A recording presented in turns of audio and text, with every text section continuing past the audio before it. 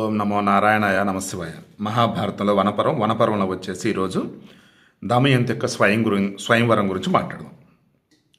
స్వయంవరం జరగవలసినటువంటి శుభతిథి నాడు భీమ మహారాజు స్వయంవరానికి వచ్చిన భూపుత్రులందరూ కూడా స్వయంవర ప్రదేశానికి ఆహ్వానించాడు. సో రాజులందరూ వచ్చారు కదా, రాజులంతా కూడా ఇక్కడ రండి, స్వయంవరం జరగబోతుంది అన్నాడు. ఆహ్వానమైనటువంటి రాజులందరూ కూడా మదన పీడితులై దమయంతి మీద కోరికతో అతివేగంగా స్వయంవర ప్రదేశానికి చేరారు. సువర్ణ స్తంభాలతో మనోహరంగా ప్రకాశిస్తూ కాంతిమంతమైన తోరణాల గల ముఖద్వారంతో విరాజిల్లే స్వయంవర సభారంగాన్ని పర్వత గుహలోకి మగసింహాలు ప్రవేశించినట్లుగా రాజులంతా కూడా ప్రవేశించారు. క్షమించాలి, మగసింహాలు అంటే అది మహాసింహాలంట.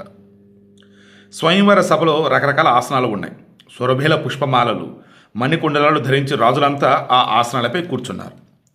రాజన్యులతో నిండిన సభాస్థలి నాగులతో నున్న పాతాళం వలె, పెద్ద పులులతో నిండిన పర్వత గుహ వలె శోభిల్లింది. స్వయంవర సభలో ఉన్నటువంటి మహారాజుల దృఢమైన బాహువులు ఇనుప గుదేల వలె ఉన్నాయి. నున్నగా మెరిసే వారి ఆకారాలు 5 తలల సర్పాల్లా కనబడుతున్నాయి. ముంగురులు, చక్కని నాసికలు, విశాలమైన కనులు, తీర్చిదిద్దిన కనుబొమ్మలు కలిగినటువంటి రాజన్యుల ముఖాలు ఆకాశంలోని నక్షత్రాలే ప్రకాశిస్తున్నాయి. శుభాననైన దమయంతి తన శరీర లావణ్యంతో రాజుల కన్నులను మనసులను ఆకర్షిస్తూ స్వయంవర మండపంలో అడుగుపెట్టింది. రాజశ్రేష్ఠుల దృష్టి ఆ దమయంతి శరీర సౌందర్యం పైబడి అతడిని నిలిచిపోయింది. రాజులందరూ ఆమె సౌందర్యాతిశయాన్ని చూసి నిశ్చేషులయ్యారు. అటు పిమ్మట రాజుల యొక్క పేర్లు చెప్పి వారిని గురించి వివరించే సమయంలో దమయంతి ఒకే ఆకృతి గల 5 వ్యక్తులను చూసింది. ఒక్కొక్క గురించి మొత్తం ఎక్స్ప్లెయిన్ చేస్తున్నారు. ఇంతలో ఒక మనిషిలాగా ఉన్నారు, బట్ మొత్తం 5 ఉన్నారు అట్లా. సో ఒకే రూపంతో వారందరూ కూడా చూసి దమయంతి వారిలో నిజమైన నలమహారాజు ఎవరో తెలుసుకోలేకపోయింది. అందరూ కూడా నలమహారాజులాగే ఉన్నారు. 5 ఎవరైనా చూసినా ఆమెకు నలమహారాజుగానే తోచింది. అప్పుడు ఆమె విచారిస్తూ తన బుద్ధితో ఇలా తర్కించుకుంది. ఎవరు దేవతలు, ఎవరు నలమహారాజు ఎలా తెలుసుకోవాలి అని మిక్కిలి దుఃఖిస్తూ ఆలోచించింది. పెద్దవారు చెప్పగా దేవతకు ఉండవలసిన లక్షణాల గురించి విన్నాను. ఆ లక్షణాలు ఏ ఒక్కటి కూడా భూమిపై ఉన్న వీరులకు కనిపించడం లేదే. అలా అనేక పర్యాలు బహువిధాలు ఆలోచించిన దమయంతి దేవతలను శరీరం వేయడానికి ఇదే సమయమని భావించింది. సో దేవతలకి మనుషులకు కొంచెం డిఫరెన్సెస్ ఉంటాయి, బట్ ఇక్కడ ఉన్నటువంటి 5 ఒకలాగే ఉన్నారు, ఏ తేడాలు లేవు.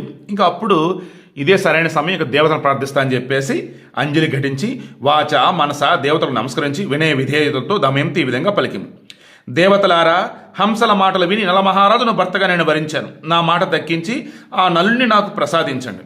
దేవతలారా, యథార్థంగా నేను మనసుతో కానీ వాకుతో కానీ మరొకరిని భావింపను అనేది సత్యమైతే ఆ సత్యంతో నలుని నాకు ఇచ్చేదరగాక. సో కళ్ళు మూసినా తెరిచినా ఎప్పుడు నలమహారాజు నా భర్త అనుకున్నా, అది నిజమైతే ఇప్పుడు నాకు నలమహారాజునే మీరు ఇవ్వండి. దేవతల చేత నలమహారాజు నాకు భర్తగా కూర్చబడినాడు, ఇది సత్యం కాబట్టి నలుని నాకు ప్రసాదించండి. అంటే స్వర్గంలోనే పెళ్ళిళ్ళు డిసైడ్ అవుతాయి అంటారు కదా, మరి నలునితో నా వివాహం డిసైడ్ అయింది ఆల్రెడీ, ఇప్పుడు నాకు నలుని మీరు ఇవ్వండి. నలుని పతిగా ఆరాధించడం అనే వ్రతం ఆరంభింపబడింది, ఇది సత్యం కావున దేవతలు నలుని నాకు ప్రసాదించరుగాక. పుణ్యశ్లోకుడైనటువంటి నలమహారాజును నేను గుర్తించడానికి తగినట్లుగా లోకబలురైన మీరు మీ స్వీయ రూపాలను పొందుదురుగాక అని చెప్పేశాను.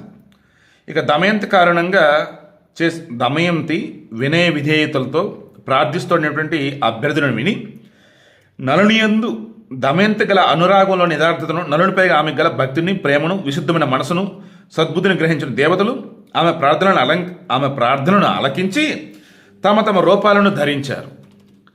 సో అలా ధరించినప్పుడు ఏమైంది ఏంటి రేపు డిస్కస్ చేద్దాం.